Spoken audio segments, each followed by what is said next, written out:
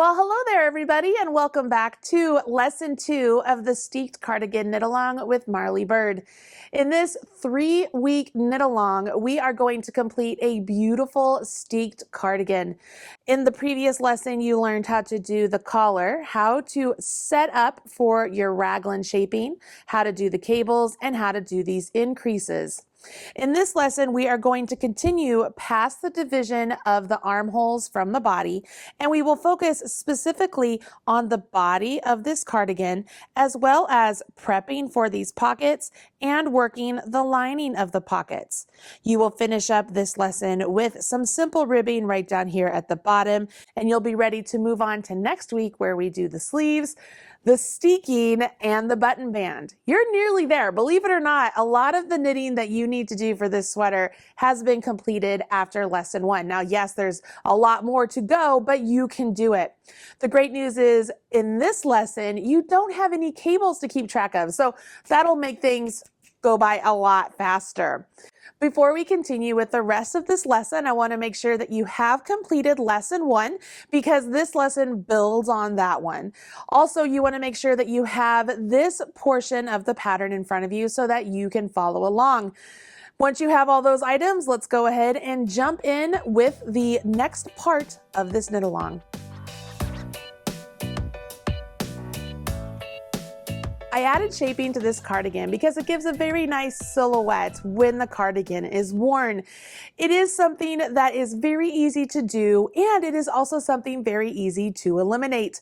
As we're going through the instructions for how to do the shaping for this very subtle contour, you could choose not to do the shaping and your cardigan will still come out very nice. I understand that there are some people who don't like this type of shaping and they just want the sides of their cardigan to go nice straight and down. You can absolutely do that. So don't be discouraged if you're thinking, oh my gosh, I didn't know this had some shaping in the body. You don't have to add it if you don't want to. You simply can just create the edges nice and straight and just follow along with the instructions right down to where it's time to do your pockets.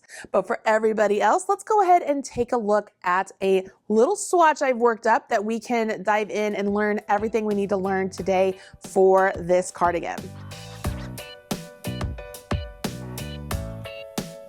Okay, I've pulled this out of my swatching bin and we're going to use this as our example. In the previous video, I talked to you about how to go ahead and divide for your armholes and then cast on stitches, and you have done that by this point. The next part of the instructions tell you you are supposed to knit for 1 inch past your armholes. This 1 inch is a pretty standard measurement from the armhole distance to where you would do any sort of shaping for the side of a garment. You can go a little bit deeper if you want to, totally up to you, but that would shift where your waist shaping would be. So if you've never done any sort of garment like this before, I suggest sticking with the 1 inch past the armhole. And that's where I am on this little piece. Now, yes, this piece is not a direct replica of what we're doing because up here, it really doesn't matter. We're just focusing on what's happening down here at the bottom. So I've put some markers in place just to signify the same points in the sweater that we were talking about in the previous lesson. So between these 2 orange markers, those would be my quote unquote steek stitches. And then what I've done here is I only have 2 markers now because we no longer have raglan shaping. So I've kept my purple here as a significance. They signify the sides of my sweater. Okay, so once you get that 1 inch past your armhole, this is where you would begin your shaping should you choose to do it. So the instructions tell you to go ahead and work those steek stitches, right?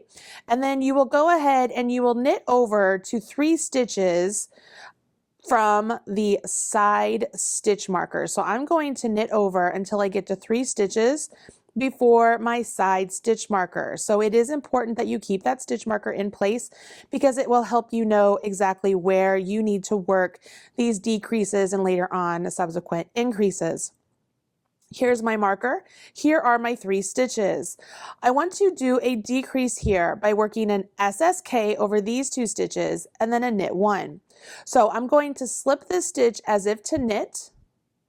I'm going to slip the next stitch as if to knit. I'm going to take my left hand needle and put it into the front leg of those 2 stitches, and then I will knit those 2 stitches together. What that does is it results in a stitch here that leans to the left. So it's going to lean towards my center marker. Then I will knit 1 stitch, slip my marker, knit 1 stitch, and work a knit 2 together. So these 2 stitches here, I'm just going to knit them together. And when I do that, that will result in a stitch that leans to the right. So this stitch over here leans to the left. This stitch over here leans to the right. So as I work my decreases, this really subtle shaping that happens will have these decrease stitches lean in towards my side marker. Once you do that decrease on the first side, you will do it again on the opposite side. So you will knit over to your other side marker. So let me just go ahead and get over to that. And those of you who followed along with me for the this or that knit along a while ago will probably recognize this little swatch. I pulled it out and we are resurrecting it because it is so useful just to have a little tiny sweater like this in the round that I can show you how these stitches are worked up. So it makes it pretty easy to do that. I'm gonna get on over. I'm also using a different yarn. I thought that this would look better on camera because it's a little bit bigger and easier to see. So I chose to jump up a needle size and show you a bigger yarn so that way you could hopefully better see the stitches. Oh, okay. So I'm over to 3 stitches from my marker. I'm going to do that SSK again. So I'll do this one with my yarn in my right hand. So you slip one as if to knit, slip one as if to knit, take your left hand needle, put it into the front leg of those 2 stitches, and then knit them together. Then you'll knit 1 stitch, slip your marker, knit 1 stitch, and then work a knit 2 together. And you'll go ahead and finish knitting to the end of your round. So back to your orange marker if you happen to use the same color markers that I used, okay? Once you finish that decrease round, you will continue on working 7 rounds evenly. All that means is you're just going to knit in the round without any sort of increases or decreases. Follow along with the instructions to know exactly how many times you will repeat those 8 rounds. Once you've completed those 8 rounds, the number of times indicated, you will continue on and work a decrease round and then 5 rounds even, and then the decrease round and 5 rounds even once again. And then beyond that point, that's when you would start your increases, which coincidentally you already know how to do because you used them when you worked on the yoke. So see, so far, everything that you need to know is pretty easy stuff. I do want to give you a little tip though, so that you can keep track of your increases or decreases pretty easily. In order to easily keep track of how many rounds I've completed after my decrease, I like to take a marker and place it into the stitch that is the result of the decrease I've done. So I can go to this marker and count how many rounds past the marker I've completed. In this case, that would be 7 rounds, which means I would be back to my decrease round. So right here, I would work an SSK, so I'd slip, slip, and then knit those 2 together. This stitch right here that is the result of that decrease, that is where I'd place my marker. So I just place it directly onto that stitch. It's not onto the needle or anything, I just place it onto the stitch, so it's just going to hang out there. And now I have a place that I can count from in order to make sure that I'm on track for when I need to do another decrease. So right here, you'll notice I only mark this first one. I don't bother marking the second one because I only care about the first one. Once I know where it is, all the rest of them, I obviously know that I need to work my decrease or increase, because this works for increases as well, and I can keep track pretty easily. Cool stuff, right? Okay, so we know how to do decreases, we know how to do increases. The next big part of this section is preparation for the pockets. So these are some of the coolest things when it comes to a cardigan, because who doesn't love a pocket? And they are super easy. Let me show you how to do that now. Okay, let's talk about these pockets. Obviously, I'm looking at the sample cardigan and I have it upside down because this is the direction we will be working. I want you to see how this works up. Now, pretend that this button band here, those are our steek stitches, right? Because that button band's going to cover our steek stitches. But the instructions indicate that you are supposed to work across your steek stitches, and then you will knit the number of stitches indicated for the size you're making. And then we're going to place all of these stitches right here, all those right there, all the brown ones before you hit the blue on a holder. Once you've done that, you'll place a marker right here and you will cast on the same number of stitches as you put on hold. So those cast on stitches, those are going to be right here. That's what starts this top portion of your pocket.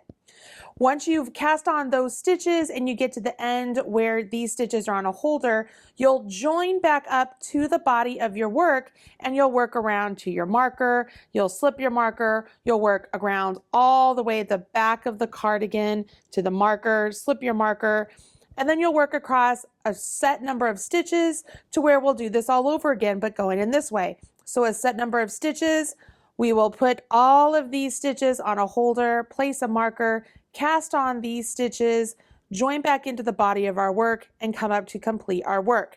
This is a very easy thing to do. Once you've put those stitches on hold, they are going to just hang out and wait for you to finish the rest of your cardigan. At that point, you will come back, put those stitches back on a needle, and create the inner pocket in your accent color if you choose to do that. I really like it. I think it looks really cool. Now, you can see here, just based on this simple demonstration, this is a very easy thing to do, and it's something you already know how to do. You've already put stitches on hold when we put the stitches on hold for the sleeve. You've already done the backwards loop cast on when we had to cast on stitches for the underarm, right? You already know how to do ribbing, you already know how to place markers, so you already know how to do all this. Having said that, I'm still going to show you how to do it on my little tiny swatch. Of course, my numbers are not going to correspond with the numbers in your actual pattern because my little swatch is way smaller, but you'll get the same idea as far as the way you would work this up.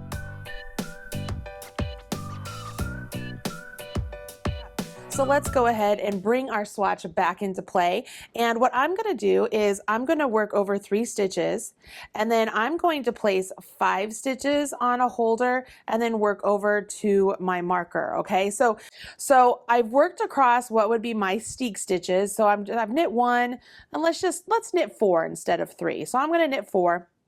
And let's say that I'm supposed to put the next 5 stitches on a holder. So 1, 2, 3, 4, 5. So I'm going to just go into each one of these as if to purl, and I'm going to put them on some scrap yarn. If you guys remember from lesson 1, I'm not really big on using the holder contraptions. I think scrap yarn works better because it's a little bit more pliable for you.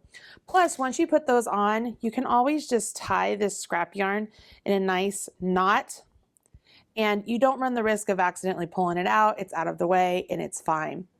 So if we put 5 stitches on our holder, we're also going to cast on 5 stitches to make up for those, right? Because this will be the top of our pocket. So if you remember the backward Z, I grasp my yarn, take my thumb and wrap it around, and then go up the thumb and then take my thumb off. So there's 1, 2, 3, 4, and 5. Those 5 stitches will now be the ribbing portion of my pocket. That's my pocket trim. So, oh, I didn't put a marker right there. I was supposed to put a marker right there to signify my pocket. So let me go ahead and do that. See, so this is another beautiful thing about using these particular markers is that I can just unsnap them and add them in. So 1, 2, 3, 4, 5, just make sure I add this in. Hopefully I didn't get it into any of the yarn. If I did, I can fix it later. Okay, so there's my marker. There's my 5 cast on. I would add another marker. This is the end of the pocket. And I'm going to go ahead and I will knit over to my side. Okay, so I'm going to go over to my purple. Remember that gold was there because that was the decrease I did. I'm just going to ignore it. Here's my purple. I slip my purple and I would just work all across the back of my cardigan here. And why would I do that? Because I'm not putting a pocket on the back. If you want to put a pocket on the back, you could do that. You could totally use what we're doing right here and put a pocket on the back of yours if that's something you want to do. I'm not going to judge. It's your cardigan. There are no knitting police, so you do what works best for you. But right now I'm going to knit over to the other side seam so that way I can create the other pocket. And let's just keep going here. Bear with me. I'll get over there in just a second. Here is my side seam. I'd slip my marker, and this is where I would knit over the number of stitches I'm supposed to knit before I do my pocket over here. Now before I did 1, 2, 3, 4, then I did 1, 2, 3, 4, 5. So I'm going to knit to that portion. Of course, you will have specific numbers for the size you are making, so make sure you use those. There I am right there. So I could put another marker right here to signify my pocket. I put the next 5 stitches on a holder, so I'm going to grab some more scrap yarn here and pop 5 stitches on a holder. Again, you will get the number of stitches that you need for your size you're making. And I always slip them on as if to purl. So 1, 2, 3, 4, 5. Get that on there. I'll cut that here in just a minute. So at this point, I would do the backwards E to replace those stitches back into my body of work. 3, 4, 5. Place another marker. And then continue on with your pattern. So this is just stockinette, which is super nice and convenient. We don't have to worry about anything. And we just go on to the end of our round, which is where my orange is. So I would just keep going. So I do want to point out, as you're knitting this first stitch, after you put these stitches on a holder, it might get a little bit loose, but it's okay. Once these stitches on the holder get back on needles, it'll pull everything back into place. But this is essentially, it looks like it's crazy here. These strings for the pockets, you can tuck those to the inside and just put them out of the way so that you don't have to bother seeing them at all. So I just tuck them to the inside. Do the same over here. Just tuck them, tuck, tuck, tuck. And we're back. So we have these stitches on hold, we just ignore them. You go ahead, you continue on with the pattern. You'll keep these stitches in a 1x1 rib because you want to make sure that they match all the other 1x1 rib that you will have on your cardigan. You'll do that and then you transfer them over to, or transition them over to a stockinette stitch, continue on your pattern.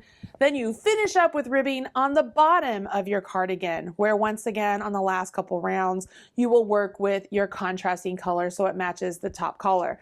You know how to do all that stuff. All of that is very easy, simple knitting to do. And the instructions are very straightforward about what you need to do. This little thing right here, putting these stitches on hold and preparing for the pocket, is probably something you've never done before. And it's probably like, I don't know really what's going to happen, but trust me, this works out just fine.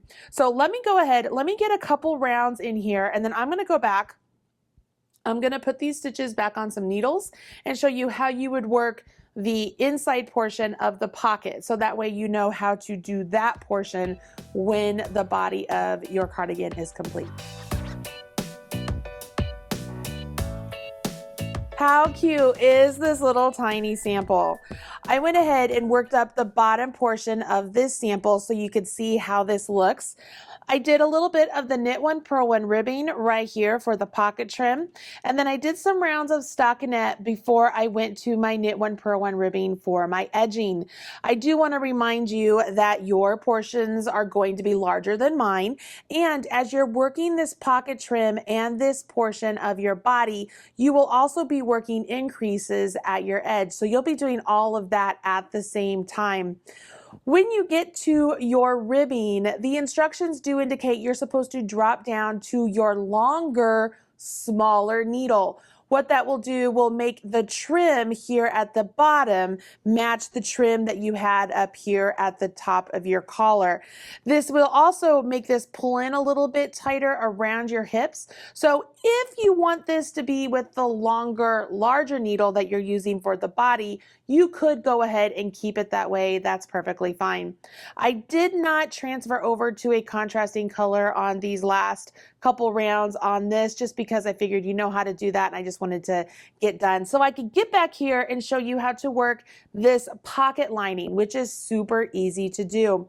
So we have all of these stitches on holders, and so what we want to do is we want to place these stitches on a needle. Now you can turn this inside out and place it on a needle, but I like it right side out. It's just a personal preference for me.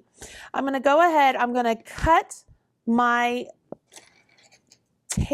my knot of my holder here, and I'm going to come up and make sure that I get 5 stitches back onto my needle. Now I'm still using my larger needle because I want a larger gauge. I want it to match the same gauge as the body of my work. Now right here you can see I had to pull up my stitch right there because I wanted to get hidden in there.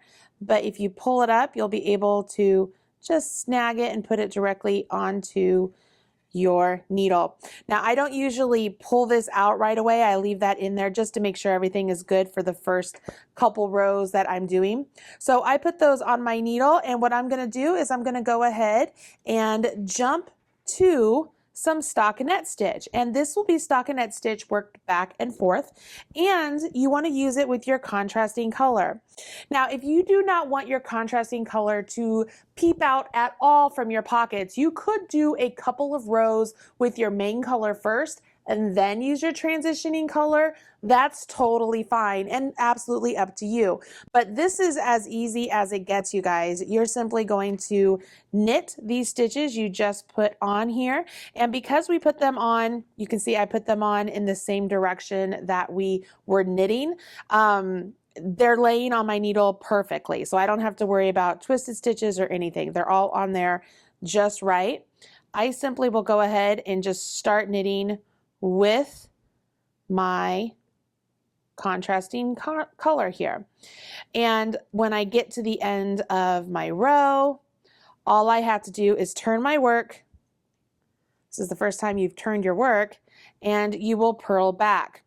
Now, if you don't want to turn your work, something you could do is knit backwards. It's a very easy thing to do, and I'll show you how to do that here in just a second. But if you don't want to do that, it's really easy just to go ahead, turn your work and purl, then turn your work again and you'll knit so that you're getting stockinette fabric on the right side. And then when this is done, we'll tuck it inside of that pocket and it'll be hidden away. So let's go ahead. I'm going to knit back down, and then I'm going to show you how you could knit backwards so you don't have to turn your work. All right, so I have 5 stitches on here, and instead of turning, I'm going to knit these stitches off of my right hand needle onto my left hand needle. This is a really easy technique, and it's one that's used quite often in entrelac knitting, but it's really useful when you're working with a few stitches just like this on a bigger project, or even at a shoulder seam or anything along those lines. This is a great technique to add to your knitter's toolbox, so don't be scared, give it a try. First thing we're going to do is use our left hand needle, and we're going to go into the back leg of that first stitch. Okay, so I'm going to the back leg of that first stitch. I'm going to take my yarn and I'm going to go over top of my left hand needle. You see that? Going over top of my left hand needle. Now I'm going to pull that yarn through the stitch, just like a knit stitch. Pull the yarn through the stitch, and I'm going to let the stitch on my right hand needle jump off.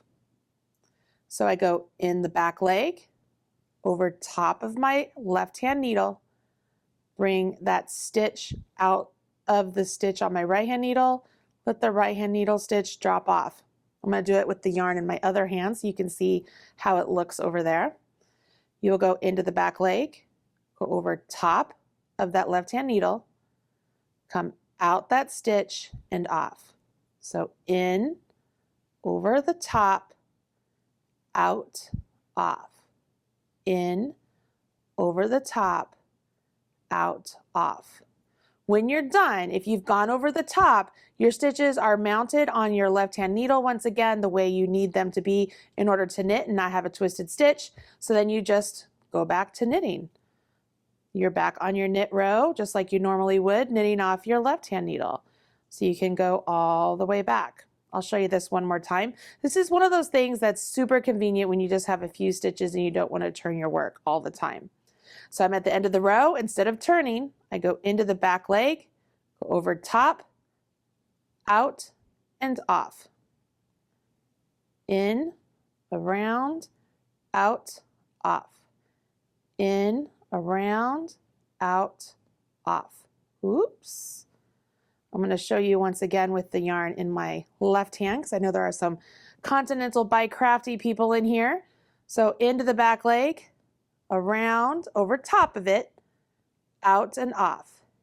In, over top, out, off. And then back. You want the inside pocket lining to be equal distance to the end of your cardigan. I want to show you the sample cardigan so you can see the inside pocket lining on that one and see how it goes all the way down to the bottom of the ribbing. Let me go ahead and set this aside, and I'm going to pull in the cardigan here. And you can see this is the outside of the cardigan. Here is our pocket. If you flip this back, you can see the lining. So this is what you've created. And you're knitting it this direction, just like you would before. So if I were turning it this way, you would knit the pocket lining in this direction going down. And the instructions indicate you're supposed to knit your pocket lining for 5.5 inches, which is totally fine. But what I want you to do is knit your pocket lining all the way down to the edge of your ribbing, okay? Do you have to do that? No, you could get it to where it's just right here at this edge of the ribbing. That would be fine as well. Up to you. But on the sample, as I open it up, you'll be able to see here that this pocket lining is knit all the way down to the edge of the ribbing. At that point in time, it is cast off, and then it is stitched to the edge of the ribbing, and it is stitched in place along these two edges of the body of the cardigan. Very easy to do. You simply just whip stitch all the way up the edge of these purl bumps, just a straight up line, no problem. And it's a very simple process. The same thing, it can be seen over here on this side pocket as well, and it looks really good. As I mentioned before, if you wanted to do a couple of rows with your main color before you jump to your contrasting color, that will actually hide that pocket color a little bit more to the inside, so it won't like peep out if you have something in your pocket. If you want it to be a little bit more hidden, you could do that, okay? So that is how you do this very simple pocket. Aren't pockets the easiest thing to do? Like with this process, you could pretty much put a pocket in anything you make from here on forward. Maybe you want a pocket in a sleeve. You could add a pocket doing it just like this. Maybe without ribbing, you do a buttonhole or something. I mean, you could do anything you want with this really easy construction of a pocket. I hope you found it easy as well. So this lesson has a lot of knitting to it because you're knitting the whole body of your cardigan. But it's relatively easy because you don't have cables to do. You have some simple shaping to do. If you want yours to have that nice silhouette, if you want it to be straight up and down, I totally get that. That's actually how I'm going to be making mine, is the straight up and down. I don't want any shaping on mine. I got enough shaping on this body, so I'm going to make my cardigan nice straight up and down. So if you do that, the only thing you need to really do is make sure you have your pockets placed correctly, so that way they are at the right level when you are wearing your cardigan and putting your hands in. So just follow along with the instructions, do everything that's indicated. You have all the tools and the skills that you need to complete this cardigan up to the end of this lesson, and you will be ready for lesson 3, where we will work on those sleeves, and then we get down to the nitty-gritty of steeking this cardigan. There are just a few things left after this, and you're going to have an amazing sweater by the end of it. So I can't wait. Make sure as you're working on these cardigans, you're sharing with us on social media. Use hashtag MarleyBird or hashtag Yarnspirations so that way we can find your project and smash your like button. I'm loving all of your work out there. I love the color combinations, and I love the excitement all of you are having. So keep it up. Keep encouraging one another, and be sure to ask questions in the Facebook group if you should have any. I'll talk to you guys very soon. I'm Marley Bird, and this is the Steeked Cardigan Knit Along. Bye, everybody.